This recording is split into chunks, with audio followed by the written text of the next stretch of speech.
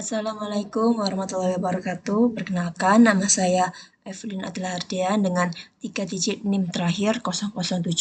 Di sini saya ingin menampilkan modul ajar IPA dengan judul Perubahan Energi dalam Kehidupan Sehari-hari, Kalor dan Listrik pada fase B kelas 4.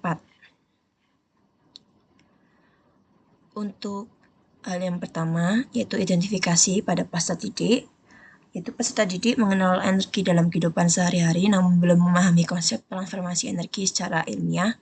Mereka menyukai pembelajaran visual dan interaktif serta membutuhkan pengalaman belajar yang kontekstual. Oleh karena itu, pembelajaran dirancang melalui pengamatan dan analisis untuk melatih kemampuan berpikir kritis dan pemahaman konsep. Untuk DPL-nya ada 3, yaitu yang pertama ada penilaian kritis, kolaborasi, dan komunikasi.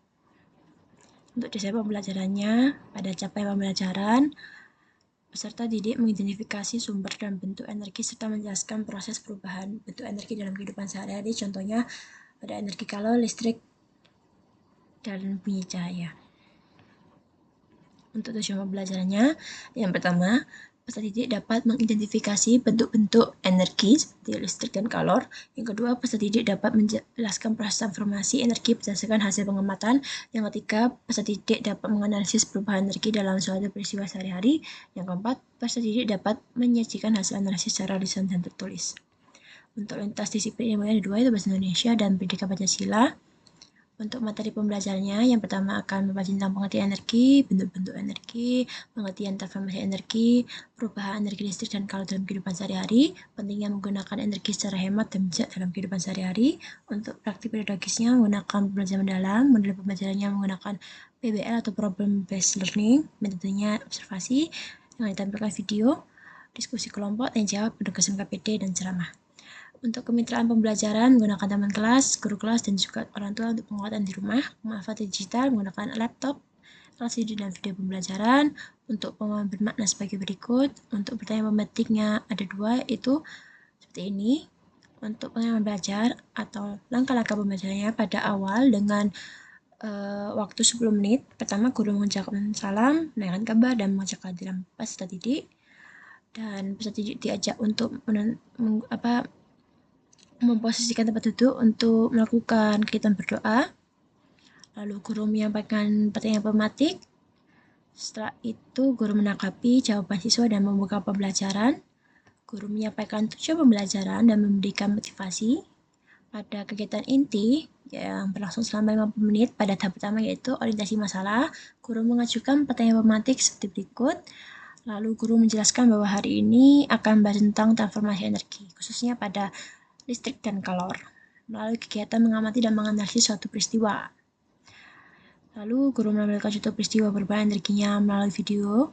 Setelah itu murid diajak berdiskusi tentang peristiwa, memahami proses perubahan energi. Jadi tidak hanya mengetahui hasilnya, tapi juga mengerti bagaimana energi itu berubah dari satu bentuk ke bentuk lainnya dalam kehidupan sehari-hari. Pada tahap 2 itu mengorganisasi, yang guru lakukan dalam membagi peserta didik ke dalam beberapa kelompok kecil yang terdiri dari 3-4 orang. Lalu guru mengarahkan setiap kelompok, lalu guru membagikan lembar kerja peserta didik atau LKPD setiap kelompok. Guru menjelaskan tujuan pengerjaan LKPD secara singkat, termasuk cara mengalih video, mendiskusikan jawaban, dan menuliskan hasil analisisnya. Lalu guru memastikan setiap kelompok memahami tugas yang harus dilakukan, serta memberikan kesempatan kepada peserta didik yang bertanya. Lalu guru mengingatkan kepada peserta didik untuk bekerjasama secara aktif dalam kelompok dan saling menghargai pendapat selama diskusi berlangsung. Tahap ketiga pada membimbing penyelidikan. Guru setelah menampilkan video dan gambar yang berkaitan dengan peristiwa perubahan energi, ini guru mengarahkan peserta didik untuk mengamati video dengan sesama dan fokus pada peristiwa yang terjadi. Setelah itu guru memberikan pertanyaan penuntun untuk penuntun proses pengamatan seperti ini. Energi apa yang terjadi pada peristiwa tersebut dan perubahan energi apa yang terjadi. Jadi setelah itu terjadi secara berkelompok mendiskusikan hasil pengamatan untuk mengidentifikasi bentuk energi dan perubahan energi yang terjadi. Setelah itu guru tentu saja berkeliling untuk membimbing setiap kelompok. Lalu guru memastikan peserta didik terlibat aktif dalam kegiatan diskusi dan analisis. Pada tahap keempat yaitu mengembangkan dan menyajikan hasil. Peserta didik secara berkelompok menuliskan hasil analisis ke dalam LKPD secara sistematis. Lalu guru mengarahkan peserta didik untuk bisa jawaban yang jelas. Guru memberikan kesempatan kepada perwakilan kelompok untuk mempresentasikan hasil diskusi di depan kelas, kelompok lain memperhatikan dan memberikan tanggapan, pertanyaan, atau bisa saja tambahan informasi. Guru memfasilitasi jalannya diskusi agar tetap kondusif dan terarah, tentu saja. Guru memberikan penguatan serta meneruskan konsep yang belum terkait perubahan energi. Pada tahap kelima, yaitu analisis dan evaluasi, guru mengajak peserta didik untuk bersama-sama meninjau kembali hasil diskusi dan presentasi yang telah dilakukan. Lalu guru mengajukan pertanyaan penguatan untuk membantu peserta didik menyebutkan konsep seperti apa yang dimaksud dengan transformasi energi, lalu perubahan energi apa saja yang kalian temukan dari peristiwa yang diamati. Lalu peserta didik menyampaikan pendapat dan kesimpulan berdasarkan hasil analisis yang telah dilakukan. Lalu guru memberikan klarifikasi dan penguatan konsep terkait transformasi energi. Lalu guru bersama peserta didik menyimpulkan pembelajaran bahwa energi tidak hilang melainkan berubah dari satu bentuk lainnya. Lalu guru melakukan evaluasi berupa pertanyaan lisan dan tertulis untuk mengukur pemahaman peserta didik tentang materi yang telah dipelajari.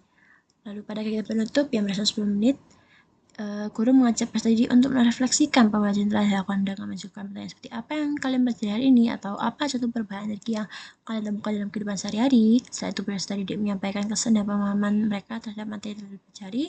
Lalu guru memberikan penguatan terhadap hasil refleksi peserta didik serta menegaskan kembali konsep transformasi energi. Lalu guru memberikan umpan balik terhadap proses dan hasil pembelajaran yang telah dilakukan oleh peserta didik. Guru menyampaikan tindak lanjut. Lalu guru menutup pembelajaran dengan mengucapkan salam. Pada asesmen belajar ada 3, itu pada asesmen awal atau asesmen master learning. Asesmen awal dilakukan dengan tanya jawab dan diskusi. Lalu untuk asesmen proses pembelajaran atau asesmen master learning, asesmen proses dilakukan melalui observasi kerja kelompok saat peserta didik mengamati, berdiskusi, dan menganalisis perubahan energi. Lalu pada asesmen akhir pembelajaran atau asesmen of learning, asesmen akhir dilakukan melalui refleksi tertulis dan tes formatif untuk mengukur pemahaman peserta didik dengan konsep transformasi energi dan penerapan dalam kehidupan sehari-hari. Berikut untuk pertanyaan refleksi peserta didik. Lalu untuk refleksi pendidiknya. Lalu berikut ada daftar pustaka. Selanjutnya pada bagian bahan ajar dengan judul perubahan energi di sekitar kita untuk kelas 4 fase B. Pada slide pertama itu ada 7 pembelajaran. Lalu setelahnya ada pengertian energi. Lalu apa itu transformasi energi dan ada hubungannya dengan hukum kekekalan energi. Setelah itu kita langsung ke bentuk energi. Contohnya ada energi listrik, pengertian dan contohnya.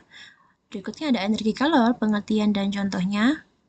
Dan tentu saja ada gunakan energi secara bijak, yaitu materi tentang menggunakan energi di atas yang telah dijelaskan itu listrik dan kalor secara bijaksana dalam kehidupan sehari-hari siswa agar bisa diterapkan oleh siswanya. Jadi kita memberi pengertian agar energi itu sangat penting dalam kehidupan sehari-hari, oleh karena itu kita harus menggunakan energi secara bijak dan tidak boros. Lalu ada contoh-contohnya untuk kegiatan yang bisa dilakukan dalam menggunakan energi, seperti mematikan lampu saat digunakan dan mematikan televisi saat selesai ditonton. Pada slide terakhir ada kesimpulan, menyimpulkan dari seluruh materi. Jadi energi adalah kemampuan untuk melakukan kerja atau menimbulkan pekerjaan, dan ada contohnya juga. Akhir dari presentasi, lalu kita lanjut kepada LKPD. Pada lomba kerja peserta didik, pada judul transformasi energi di kita, ada nama kelompok, anggota kelompok, lalu tentu saja ada petunjuk pengerjaan. Ini nih terjadi pada bagian inti ketika siswa melakukan proses analisis dari video yang ditampilkan guru dengan seksama. Lalu ada 7 pembelajarannya. Lalu di sini ada berupa bagan tentang benda atau kegiatan yang telah ditampilkan.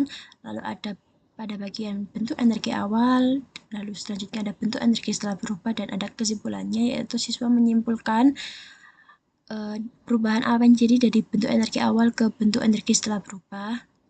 Setelah itu ada pertanyaan diskusi.